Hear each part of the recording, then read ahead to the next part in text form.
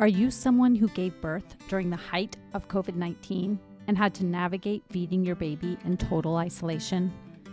My guest, Rory, tells a raw story of what it was like to recover from a C-section and try to learn to feed her baby in June of 2020. Can you imagine what it was like to be in total isolation after being released from the hospital 36 hours after a C-section without any guidance about feeding your baby? Rory tells us what it's like on this episode of the Milk Making Minutes.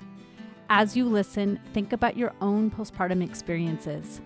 How would you have felt more supported? What would have made your experience less stressful and more relaxing?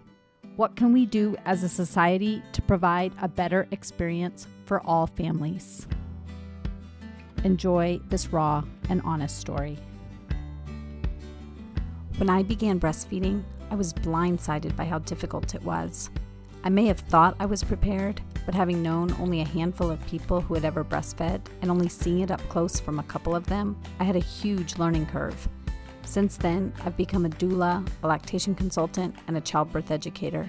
I'm your host, Lo Nigrosh, and I welcome you to the Milk Making Minutes, where we explore breastfeeding experiences through the lens of systemic barriers, so that you know your breastfeeding struggles are not your fault, and your triumphs really are the miracles you feel they are. Hi, Rory. Welcome to the Milk Making Minutes. I'm so glad you're here.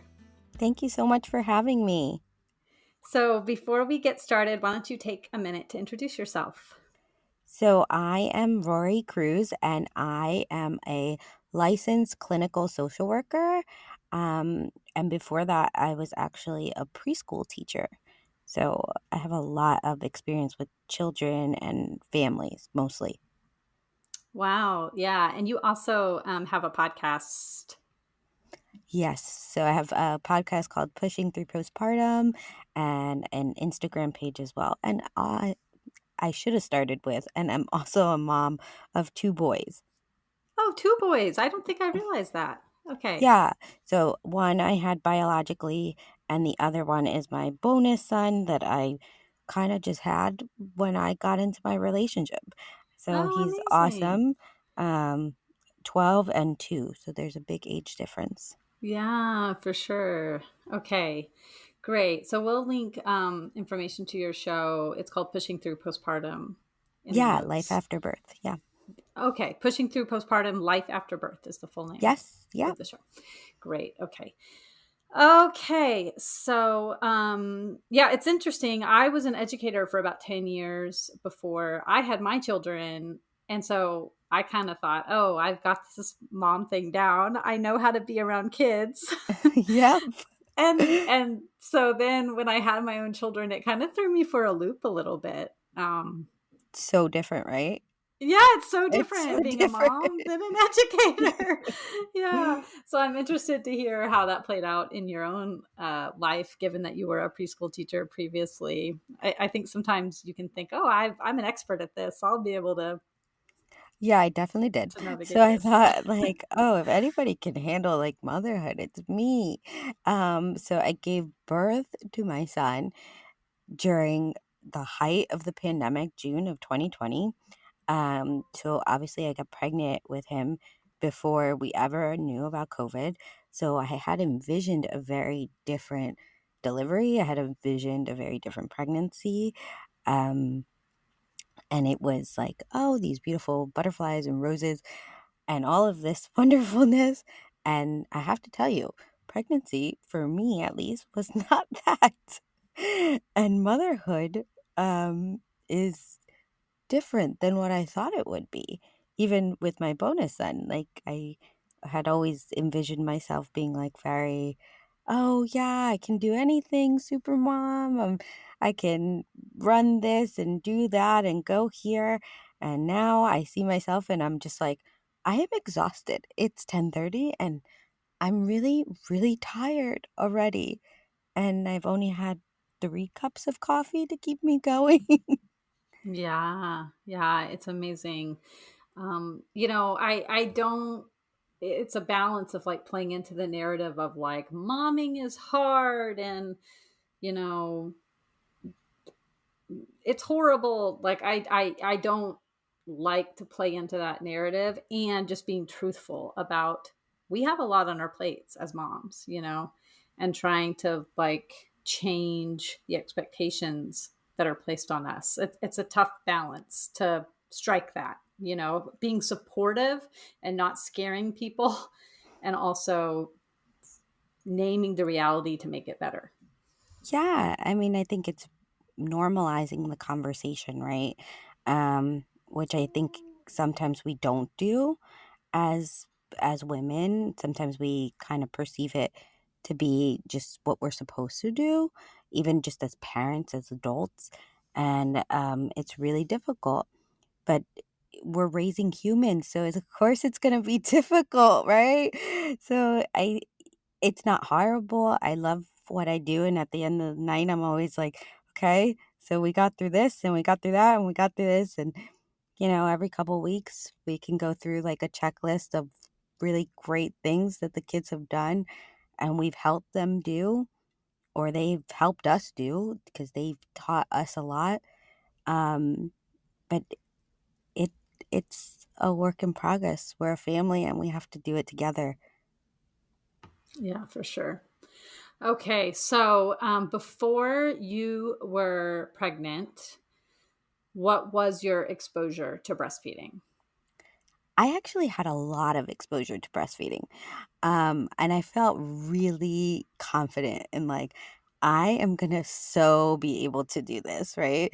Um, so I before I be before I went back to social work school, I had gotten a job at an early Head Start at Columbia's Early Head Start, and that's how I ended up in social work school, where we worked with women who were pregnant and they breastfed. We promoted breastfeeding. We had a nutritionist on staff. She was amazing. And when I started working there, I had no exposure to breastfeeding. I was like, oh no, breasts are not for milk. like very ah, like scared, and she was just so wonderful. And she was like, no, this is so natural. It's so great. And I worked with so many amazing mothers who were just breastfeeding their children right out of the hospital. And I thought, wow, this is so normal. This is so great. I'm going to be able to do this no problem. Um, and I, at the time, had a fairly large chest. So I thought, hey, I'm going to have tons of milk in there. That was not my experience, though. Okay. So when you say you had a lot of exposure to breastfeeding, were you seeing a lot of breastfeeding? Were you actually seeing it up close and personal? Yeah, so the women we had a prenatal group, which would eventually transition into a mommy and me group. And so we would see them breastfeeding their children. Our nutritionist was actually a doula as well. So she and all of the workers who were part of the prenatal group were doulas and some were midwives. Um, and they were certified, and so they were certified in breastfeeding, like as breastfeeding consultants. So they would even come into the room in the mommy and me group and help like massage breasts to get like things going, make recommendations. But this was like at least 7 years before I even conceived. But I had all this knowledge and I was like, oh yes, I'm gonna bring this with me in my journey, in my trajectory in life. And I'm gonna make sure that I keep that in my back pocket. And I heard of some of the women having struggles, but it looked very natural, just kind of easy. Hmm. And that's what I kind of expected for myself. Mm-hmm. Yeah. Okay. So then it was your turn, and you were deciding to.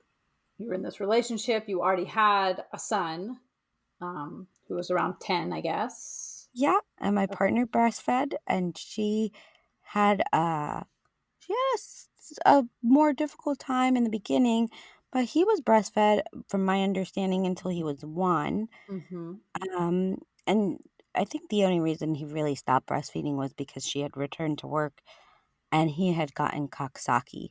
And so that was like the time that they just kind of like were like, all right, you're eating solids and this is a good time to stop. As we got into Rory's baby feeding story, I knew that context was going to be key. So I asked her where she was from, knowing that this was a critical piece of information for her story. As you listen to Rory, really put yourself in her shoes and imagine what this was like. We don't get enough support as it is. This woman is a pillar of strength, as are all of you who have given birth during the pandemic. I applaud you. So I live in New York City. Okay. Uh, yeah. so, so you live in New York City, and you gave birth, you said in June of 2020? Yes. So this is like height of the pandemic. Yeah. So actually, like the weeks leading up to my son's birth, I had a friend of mine, and her and I gave birth like a week apart. She gave birth first, and we were checking our hospitals because at certain points you were expected to give birth alone. I had a C-section, so normally, um, I think they would have kept me in the hospital for about 5 days, and I was released within 24 hours, a little more than 24 hours after giving birth. So, like about 36 hours after giving birth, which was really hard. Rory was still filled with deep emotion as she told me that she felt very fortunate to have had her partner with her at the hospital when she gave birth. But imagine the stress of checking with the hospital day by day to see if your partner could accompany you. I also wanted to know what led to the cesarean in the first place, and Rory explained that her baby had been transverse, meaning horizontal in the womb, for most of the pregnancy. Although, because of COVID, there was some uncertainty because so many sonograms were missed. Again, another added barrier due to the pandemic. She was at the doctor's office for a non stress test, and her baby's heart rate had dropped.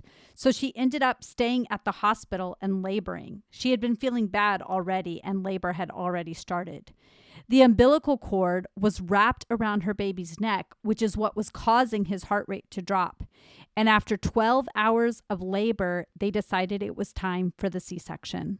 So she went into the theater and he was born. Um, and it was also hard for the breastfeeding because I I didn't really get a consultation. Mm-hmm. Somebody came to our room and kind of sort of like was like, okay, you can latch like this, and it looks like he's sucking, but nobody really wanted to get close to us. And I don't really blame anybody because at the time tests were really limited. There were no vaccines, no matter like what your stance is on it, like there was nothing. It was very scary. The other part of that was if a mom in my state, or at least in my city, tested positive, her child would be removed and quarantined for 14 days.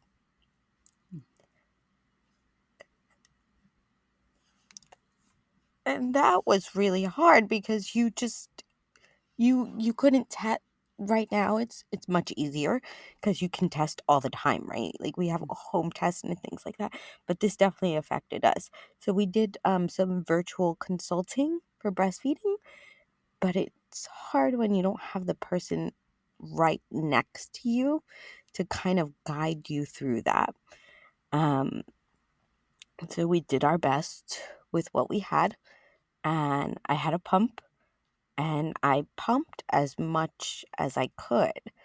And my son did have to go to the NICU for just for about 2 or 3 hours, which I didn't realize this was another thing. Um, Nobody tells you that like I I was in labor for about 36 hours, and so I didn't eat. So when he comes out, he has really low blood sugar, which I imagine is from me not eating because he's not eating. Um, and I immediately put him on my breast to see if he would get anything out, and he didn't. And they kept on telling me he has to get a bottle, and I kept on refusing to give him the bottle. And I was like, no, I really want him to get on the breast. Like, I really, really want him to get on the breast. And at some point, they're like, his sugar is so low. We need to take him to the NICU and he has to get a bottle. And you're completely like drugged up from the C-section. I I don't very much remember him actually being born. That part I find a little bit ironic. Like, you spent like 10 months with this person in your body and you have no idea when they were actually removed. Mm, um, and I guess my partner actually had to say, yeah, I guess he has to go. And and then he got his first bottle. mhm, And that was hard because I really wanted to give him my breast milk, but nothing was coming out. mhm, And you're already scared because you're like, oh, I hope this kid doesn't test positive mhm. for COVID. I hope I don't test positive for COVID. Because they test you when you get in, and then I'm pretty sure I got another test like when I actually gave birth. And now you're gonna take him to the NICU. That's more exposure Right. to Yeah. more Any people. separation meant, Yeah, right, that other people are going to be around him. Yeah. yeah, and that was scary. Um, and now you just gave him a bottle and introduced a nipple that wasn't mine, Mhm. and that was scary. Yeah. Yeah. Yeah. And so you're in the delivery room in the C-section theater, and you're thinking not only about giving the breast exclusively for milk production's sake, but because of the extra complications of COVID and not wanting him to be removed.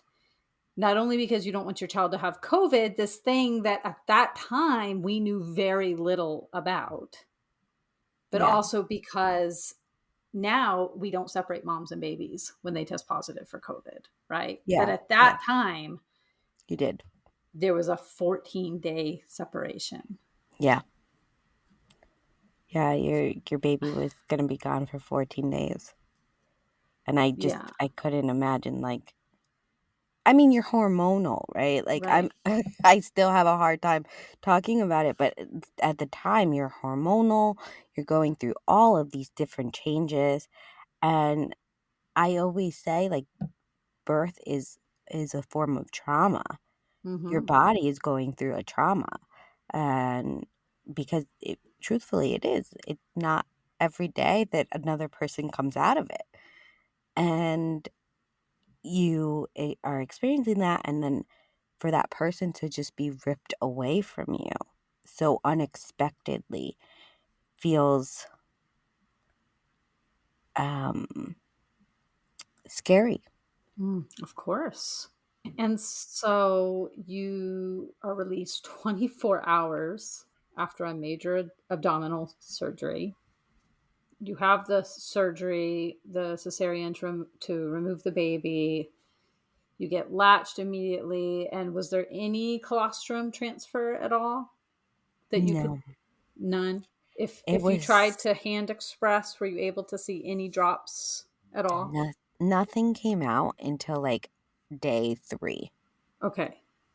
And I was already home by then. Uh huh. And what was a little bit nerve-wracking for me was on day 3 when I was already home. So that was a Monday. Um when I was trying to express the milk, he he wouldn't latch. I was pumping just to get whatever I could out. Um, but my blood pressure went up. So they talked about preeclampsia, well, preeclampsia, I guess. Postpartum preeclampsia, Yeah. yeah. Um, Luckily for me, I have very, very low blood pressure normally, but I was just, I, if this wouldn't have been COVID, I think they would have readmitted me. Were you only pumping, or were you also trying to hand express anything? Both. I Okay. took hot showers. I Mm-hmm. put hot cloths on my breast to get like Mm-hmm. when I wasn't in the shower, I could feel my breast really hard. Okay. So Um, milk was coming in, you just weren't able to get it out. right. Okay. Okay. Yeah. So you might know this based on your research in postpartum, but there's two major hormones: pitocin, which makes the milk, and oxytocin, which releases the milk. Oxytocin gives the signal for the milk ducts to squeeze and release the milk out of anywhere between 3 to 16 holes that exist. But what can start to happen is in high stress situations, when cortisol is coursing through your body, which you're obviously in a very high stress situation from COVID, not knowing from day to day whether or not your partner was going to be able to be there with you, to being concerned about your baby's well-being at those ultrasound appointments, to laboring but not even sure of baby's position, you know, to finally going into the C-section. I mean, that's a lot of cortisol. And anytime there are spikes of cortisol, that cortisol actually interferes with the release of oxytocin. So even when the pitocin is going, making the milk, the cortisol blocks the release of the oxytocin, which tells the milk ducts to squeeze the milk out, which is why you can get engorged. The milk is being made, but you're not getting that hormonal release to release the milk out of your body. Oh, wow. Which is I why had so no many idea. people can be feeling stressed out, like, oh my gosh, I'm so engorged, but it's not coming out. I know I have milk, but it's not coming out because it's a hormonal response. And then you start to get stressed about that. So then more spikes of cortisol. And it becomes this cycle of not being able to release the milk. And then when you can't release the milk, it changes from an endocrine system, which is automatic release of the hormones, to an autocrine system, which is that supply and demand system we know of, like anytime it gets removed, the body gets told to make more. And so over time, the supply decreases. That's very, I actually did not know any of this. So this is really interesting. And it's very helpful because I still feel, I think it's just, we all have, I don't, we don't all, but I think a lot of moms have mom guilt about a lot of things. And I definitely have mom guilt about like not being able to go longer. I got to a month and even with the month I was supplementing, but Mm-hmm. I would, I tried as much as I could. Yeah. And I'm still like, oh man, I wish he would have I wish I would have been able to produce more. Hey, Lo here. Do you feel unsupported in feeding your baby? Do you hear these conversations and wish you could get evidence-based breastfeeding advice that is slow and steady from someone who will take the time to truly listen to your story and understand where you've been and where you would like to be? I would love to be that person for you. Whether you live here in Massachusetts and would like an in-person consult, or you live far away and would like a virtual consult, let me be the person who helps you feel good about feeding your baby. You can go to my website at www.quabbinbirthservices.com and find the contact page to learn more. I'll link it in the show notes. The best part is I can probably bill your insurance. I hope to hear from you soon. But I think it's really interesting what you're saying about the stress levels because I think, those 5 days as opposed to the 36 hours I spent are so important. So amazingly important because I came back home, right? And I still have a 12-year-old. All of a sudden, like, I am moving so much more than I would have if I was just in the hospital. I did laundry, not Oh my not God. because I was expected to, not because, anybody like my partner was like, slow down, like you're going way too fast. But you see things and you're like, okay, I gotta keep on going. Like life is happening. And I was going too fast. And there were physical like issues happening with my body. Like I have this huge cut. It's like 10 inches, right? It's wide open. I am in pain. Like, it took me 20 minutes to cross the street. It was painful. I like, the first time I was able to, like, actually go to the bathroom was, like, a week after I gave birth, and it took an hour and a half. Mm, Like, these are things it's not to scare people, but these are things that we don't talk about sometimes, right. I think, as women. And we should because they're so normal, and if we did, maybe it would be helpful to another mom or mom to be. Like, if you're going through you're not alone, and these are stressors to your body. And one of the things that, they gave me some oxycodone to go home with, and I remember the nurse saying to me, "You shouldn't really need too many of these. We're giving you some extra just in case." And I really tried not to take them. And in hindsight, I think I was doing myself a huge injustice. Not that I didn't become like codependent or anything, but like I would spread them out so far off that I would cause myself more pain, which took longer to heal. You were managing your own pain management. Yeah. Whereas if you were in the hospital, there would be somebody doing that for you. Yeah, Right. and I'm not that kind of a medical professional, right? Like, Right. I'm a Yeah. social worker, I deal with feelings, I do not deal with medicine in that Right. capacity.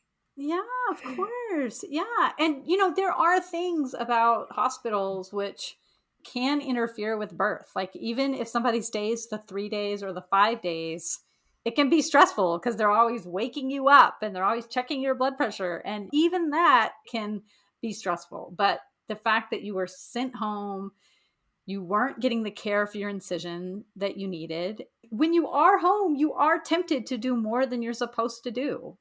It's it just happens. And I can totally relate to that feeling of like, oh, I don't want to take too much of this medicine. And there's no one there telling you take the medicine. There's no red button to push for somebody to come administer the meds. Yeah, I mean, of course, your stress levels were high. And of course, it was harder to make milk in that situation. Of course, it was. And to yeah, release the milk in particular. it was definitely stressful. I was definitely having a hard time, a really, really, really hard time, and I had a 10-year-old, who Mhm. needed my attention just as much as he did the week before this baby was born, and those 5 days would have been helpful where I could have gotten, like, some, like, a little bit of bonding time with, Mhm. you know, um, understanding my own what I needed and what the Yeah. baby needed, and Yeah, then and sometimes the sibling needs a little more care because this new oh, yeah. baby is coming in to their space, Oh, and oh, they're yeah. processing their own feelings about that. Yeah. Oh, yeah, oh, yeah. That was, yeah, he definitely needed some extra TLC for sure, Mhm. and the medication, I'm sorry, I got sidetracked for a second in my head when I was, like, reliving it. The medication I was taking, it said 4 to 6 hours, and I was trying to extend it 8 to 10. So Mm. it was supposed to be, I think, like 4 pills a day, and the oxycodone, and I was trying to just live off of 2, essentially. Wow. Yeah. Yeah. Um, That is a lot. And so, did you ever get a sense of what was making it so hard for your baby to latch? so when he turned a year, um, because I worked at that early Head Start, I knew, once he got his first teeth, they had always told parents, you got to take them to the dentist. And so when he turned a year, I took him to the dentist. He had a couple teeth, and immediately the dentist says to me, "Do you know that he's lip tied?" And I said, "No." What do you mean? I've heard of being tongue tied. I've never heard of being lip tied. So from the time he was first born, I noticed he was going to have a gap in his teeth. And what I mean by that is right where his front teeth should be, it had like an extra flap of skin that connected to his lip. Um, and I thought that was totally normal because my mom's twin has the same thing. And I was like, oh, like I just thought that was genetic. I don't know. Um, and she's like, no, he's lip tied. And she was started asking me a bunch of questions about his eating patterns and different things that he likes or whatever, and brushing his teeth. That was the big one about brushing his teeth, because sometimes when they're lip tied, it could be really annoying for them with brushing their teeth. And I was like, no, he's actually really good about that. And then she asked me about breastfeeding and if it was difficult. I was like, he never latched. And she's like, well, that's probably why. And I was like, it was the first time I didn't feel guilty. Um, and it's not guilty, but like I just didn't feel like I was beating myself up as much. Because I realized that it wasn't completely my fault. Like there was something else going on. Which I found surprising because they did the hearing test obviously at the hospital, and they did check him, I thought, for tongue tie, but I guess not for lip ties. I've said it before, but I'll say it again, that most people in the hospital are not qualified to check for tethered oral ties.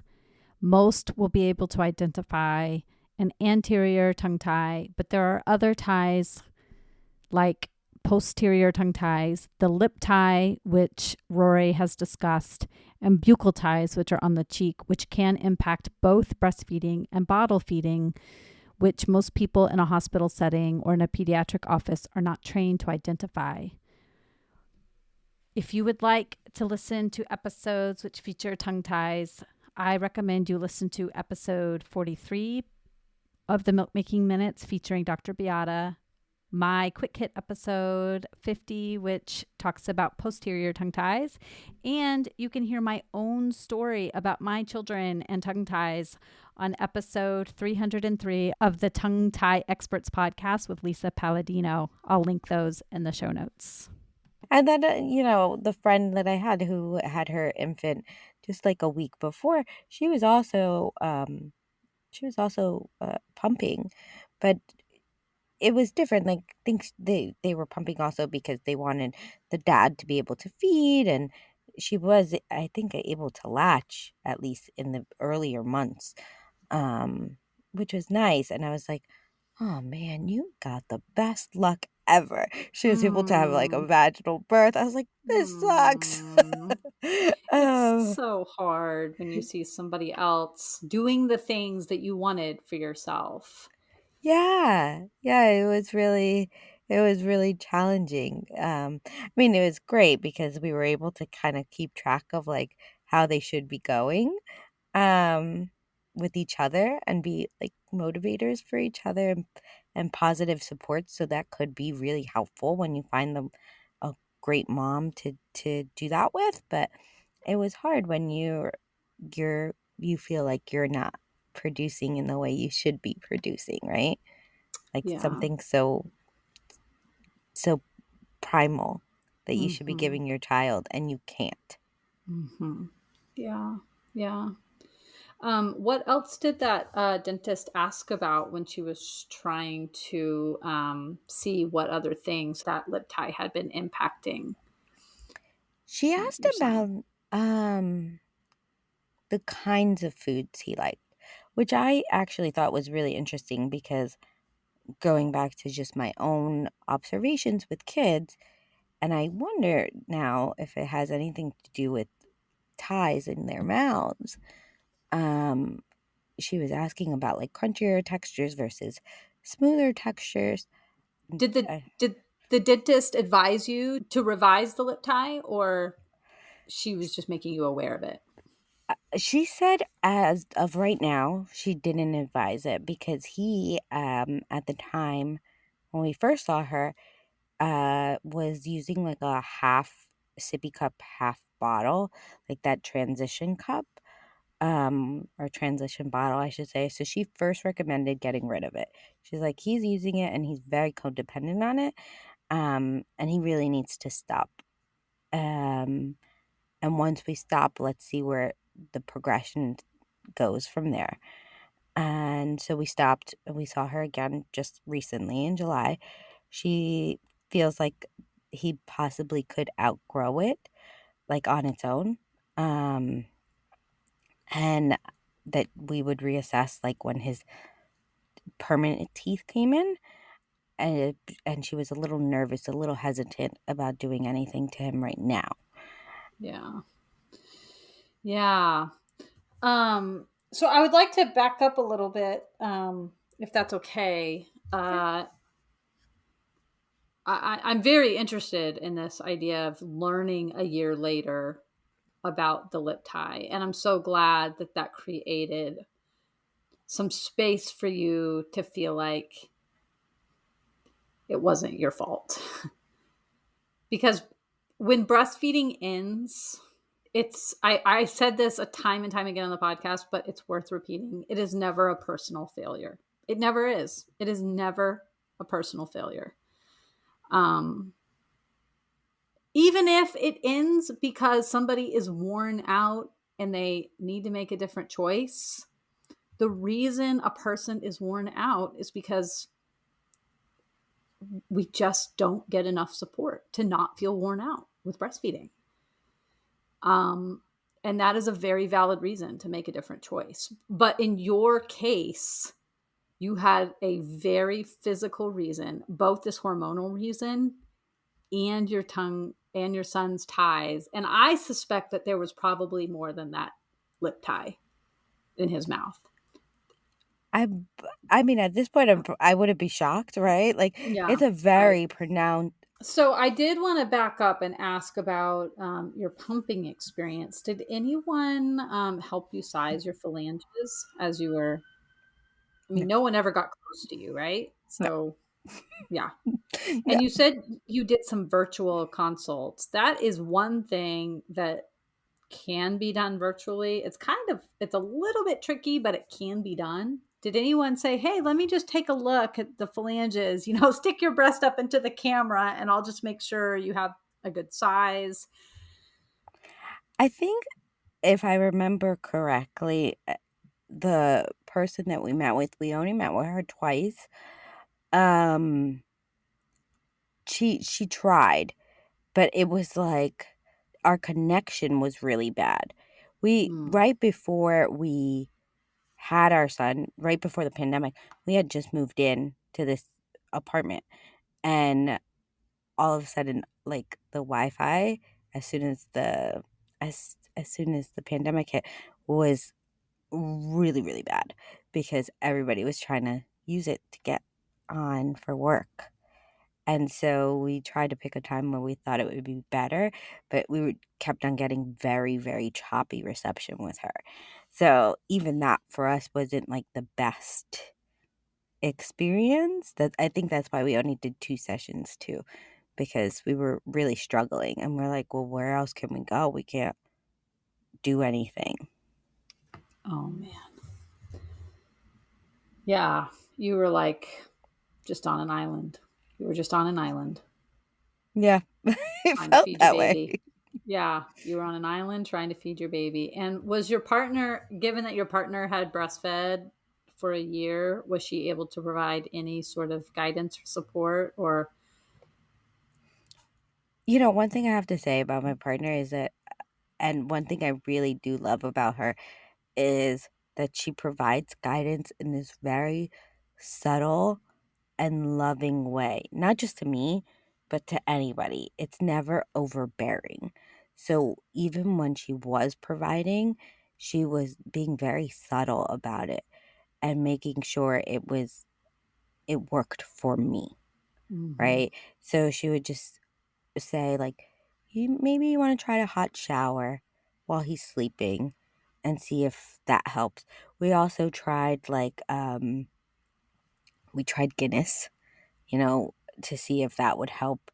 Then I tried like non-alcoholic beer to see if that would help get anything out. Then what else? Oh, um I tried holding him more when he was crying to see if that would help. Mhm. We I tried to to sit by the air conditioner and then use a heating pad to like kind of shock my breast um into like production. uh but it, it was always the one time I made 8 ounces. It was once and I was like, yes, I'm ahead of the game. Mhm. I've got, because at the time I was only taking like 2 ounces every 2 hours. I've got 4 feedings in, right? And that went so quick. Mhm. Yeah. um so that was, she would just make suggestions like that, and she was very thoughtful about her Mhm. suggestions. Yeah. Yeah, so she wasn't trying to impose on what you were trying to do as the person who was feeding the baby. No, no, she Yeah. was just whatever worked. She would say, like, this sometimes helped me, if it feels uncomfortable. The other things that she was very honest about was like, it feels really uncomfortable. Like when they do latch, it hurts. Um, and you'll work through that pain, and then it feels like relief. And I was like, I haven't gotten to that part yet.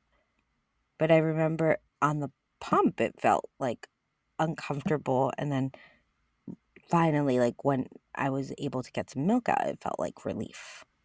Mhm. Yeah. Well, hearing your story, I'm just imagining just how alone you must have felt with just nowhere to turn.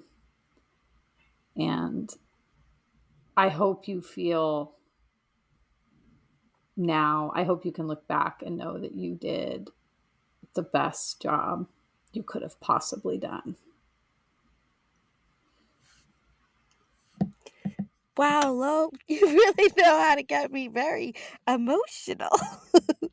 Well, it's true. And sometimes somebody just needs to hear that. Sometimes a person just needs to hear that even 2 years later. Thank you. You Yeah. tried really, really, and I'm tearing up, you tried really, really, really hard. And like just one thing after another. And we weren't meant to breastfeed babies in total isolation. Yeah. And, we weren't meant to have babies in total isolation. No, right. It takes a village. It takes a village to have Hmm. them and to Yeah, raise them. And you're right. We weren't meant to breastfeed them in isolation. right. Yeah. So you did a great job. And the thing I always remind people when they're breastfeeding or pumping ends earlier than what they had hoped for is that every teaspoon of breast milk has 3 million antibodies. Wow. Yeah. And you gave that to your son during a really scary time. That is really great to know. Yeah, that that is that's actually really helpful. Yeah. Yeah. That's whether you just gave him 1 teaspoon or the many teaspoons you gave him over a month, that's a lot of freaking antibodies. Yeah, and it was a very scary time, Yeah. and not a lot of people. That was I think that's the hardest part. Like I wanted to be this mom who was always very giving. I knew he might be the only biological child I ever had. And the one thing I envisioned motherhood to be is a giving mom. And so you have a baby during a pandemic and you can't be giving, right? You quite literally cannot be giving because or you can't be as giving as you would like because it's dangerous. I couldn't be like, here, just take him, just hold him, um, get to know him, come over. You just couldn't do that. That wasn't his experience, and that's the kind of mom I wanted to be for him. Because I do think that's the way I would like to raise my children. Not Mhm. everybody's like that. That's okay, but that's just the way I would like to raise my children to be very open with people. Mhm. And so when we couldn't do that, yeah, that was hard. That was Yeah. hard. Yeah. Well, Rory, I just hope you walk away from this conversation feeling some sense of catharsis and our path to feeling as a therapist that our path to feeling, oh, like, okay, I've recovered from that experience is never completed through one conversation. But I hope that this is one conversation of many that you'll have that helps you feel like you're a great mom and you did an amazing thing for your son during during a time that was so hard for so many of us, And I think your story is going to resonate for so many people who gave birth during the pandemic. So I Well, thank you for sharing it. thank you so much for giving me an opportunity to share it. I really appreciate it, and I hope it, even if it just sits with one person, that's really amazing because we need to share our stories. We do. Normalize the conversation. Exactly. Yeah. Awesome. Thank you so much. Thank you. If this conversation doesn't leave you feeling both in awe of all the parents who gave birth to babies during the height of the pandemic and faced parenthood in isolation, and makes you feel both proud of them and want to pull them in for a hug and send them some soup, I don't know what will. To join a group of people who are talking about the systemic barriers that make feeding our babies so difficult in the best of times and were only exacerbated by COVID-19, come join my Milk Making Minutes community group on Facebook. We need to bring our brains together to improve this situation for our children and for theirs. I'll see you there.